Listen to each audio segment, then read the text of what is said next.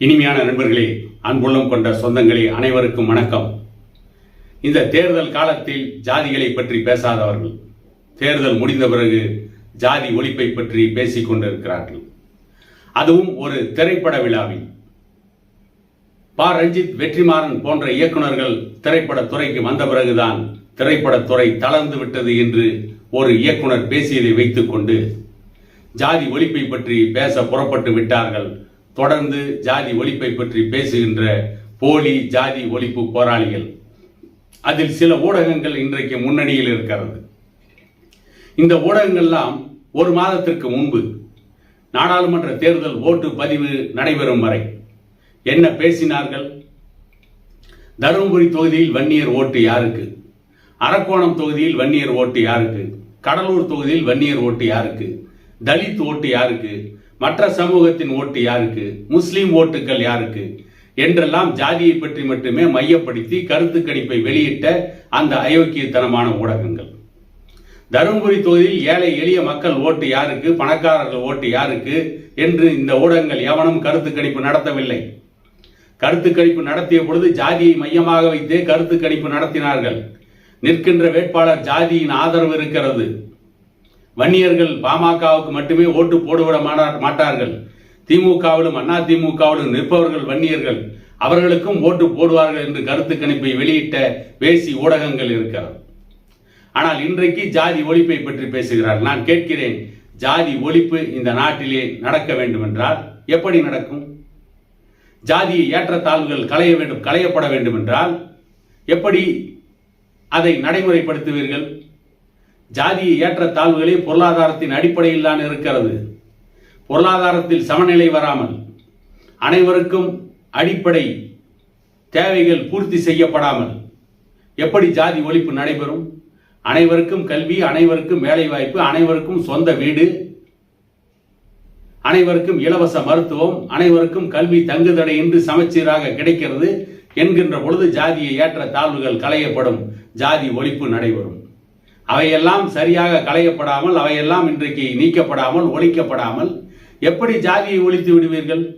சரி, ஜாதியை ஒழிப்பதாக கூட வைத்துக் கொள்வோம். ஜாதியை ஒழித்து விட்டால் நாளைக்கே தமிழ்நாட்டில் போதைப்பொருள் நடமாட்டம் இருக்காதா? டாஸ்மாக் கடைகள் மூடப்பட்டு விடுமா? பெண்களுக்கு எதிரான பாலியல் வன்கொடுமைகள் நிறுத்தப்படுமா?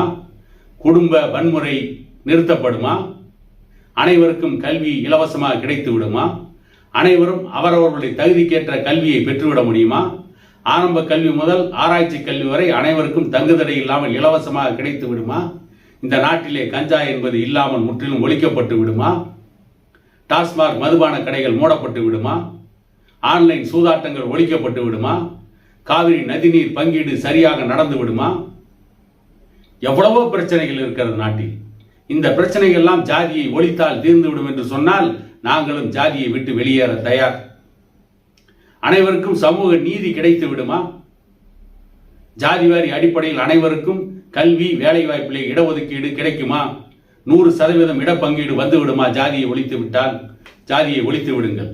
அப்படி ஒன்றும் கஷ்டப்பட்டு அந்த ஜாதியை தூக்கி பிடிக்க வேண்டிய அவசியம் யாருக்கும் இல்லை. அந்த ஜாதி தான் சமூக கட்டமைப்பாக இருக்கிறது. அந்த சமூக கட்டமைப்பில் ஜாதி சனம் என்று தான் சொல்வார்கள். ஜாதி இல்லை என்று யாரும் சொல்ல மாட்டார்கள். கலப்பு திருமணம் ஜாதியை ஒழிக்கும் என்று பேசுகின்றார்களே, கலப்பு திருமணம் எத்தனை ஆண்டுகள் நடந்து கொண்டு இருக்கிறது? ராஜராஜ சோழன் காலத்திலிருந்து கலப்பு திருமணம் இருக்கிறது எனக்கு தெரிந்தவரை. ராஜராஜ சோழனே தன்னுடைய மகள் குந்தவையை ஆந்திராவுடைய இளவரசன் விமலாயத்தனுக்கு திருமணம் செய்து வைத்தார். கலப்பு திருமணத்தை ஆதரித்தார். மறைந்த ஜவஹர்லால் நேருடைய மந்திரி சபையில் தபால் தந்தித்துறை அமைச்சராக இருந்த டாக்டர் சுப்ராயன் கலப்பு திருமணம் செய்து கொண்டவர். அவருடைய பிள்ளைகள் மோகன் குமாரமங்கலம், பரமசிவம் குமாரமங்கலம், ரங்கராஜன் குமாரமங்கலம், அவருடைய வாரிசுகள் எல்லாமே கலப்பு திருமணம் செய்து கொண்டவர்கள் தான். ஆனால் ஜாதி ஒழிந்து விட்டதா? இப்படி கலப்பு திருமணங்கள் எவ்வளவோ நடந்து ஜாதி ஒழிக்கப்பட்டு விட்டது என்று சொன்னால் பரவாயில்லை. கலப்பு திருமணங்கள் ஜாதிய மோதல்கள் அதிகமாகி இருக்கிறது. ஜாதி பிரச்சனைகள் அதிகமாகி இருக்கிறது. கலப்பு திருமணம் செய்து கொண்டவர்கள் கூட அவர்கள் கடைசி வரை இந்த பெண் வேறு ஜாதி, அந்த பையன் வேறு ஜாதி என்றுதான் பேசுகிறார்களே தவிர இவர்கள் ஜாதியை மறுத்தவர்கள் என்று யாரும் பேசவில்லை. உடுமலைப்பேட்டையில் கௌசல்யாவுடைய நாடக காதலை ஆதரித்த அன்றைக்கு தமிழ்நாட்டிலே கொக்கரித்தார்கள் திருமாவளவன் உள்ளிட்டவர்கள். இன்றைக்கு கௌசல்யாவுடைய நிலை என்ன? கௌசல்யா அந்த கணவனையும் இழந்துவிட்டு, தாய் தந்தையை இழந்துவிட்டு இன்றைக்கு எவ்வளவு மோசமான நிலைமையில் இருக்கிறார். இப்பொழுது அந்த கௌசல்யாவிற்கு ஜாதி ஒழிப்பு போராளிகள் என்ன ஆதரவாக இருக்கிறார்கள்? இவர்கள் தான் இன்றைக்கு பேசுகிறார்கள் ஜாதி ஒழிப்பு, காதல் திருமணம், கலப்பு திருமணம் என்று. இன்னும் சொல்கிறார்கள் என்னவென்று, இந்த கலப்பு திருமணத்தை ஆதரிக்காதவர்கள், குறிப்பாக கோவை கொங்கு மண்டலத்தில் முன்னேறிய சமூகத்தை சார்ந்தவர்கள் தன்னுடைய பெண் பிள்ளைகள் படிக்கக்கூடாது என்று நினைக்கிறார்கள். எவ்வளவு மோசமான பொய்யை சொல்லிக் கொண்டிருக்கிறார்கள் என்று எண்ணி பாருங்கள்.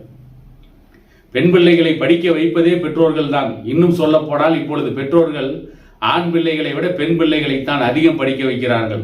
அதற்கு கொங்கு மண்டலம் மட்டும் விதிவிலக்கல்ல.